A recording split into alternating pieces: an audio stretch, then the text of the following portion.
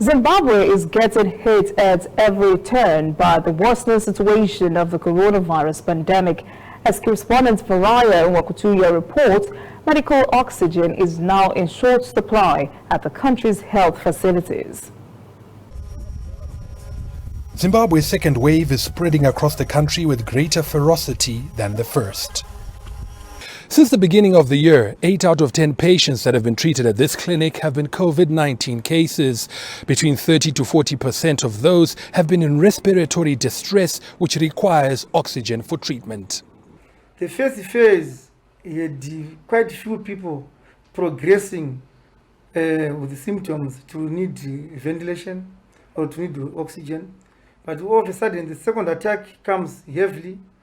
And with so many people now requiring oxygen, it means pressure becomes quite high on oxygen. So the demand becomes very much quite high, and you find a lot of people looking for hospitals to be admitted in order to get some oxygen. Yes, we find some people actually trying to purchase oxygen from their homes. You find people trying to look for tanks oxygen to do oxygen therapy at homes. According to Marisa, the leading gas supplier has had to cut other product lines in order to increase their production of medical oxygen. We have our main company, BOC, which has increased its production capacity to beyond 70 tons per day of oxygen, and from 50, which means there's a 40% increase in demand for oxygen. They've actually stopped the production of industrial oxygen that is used for welding and so forth, because the life comes first. Zimbabwe has reverted to hard lockdown restrictions until February.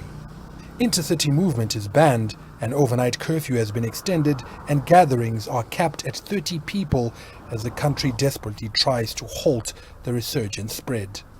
We are a little resourced countries in Africa, and our major aim is to be on prevention more than on treatment. We do not have enough capacity for treatment, but we can do something on prevention. We don't want to fail on both.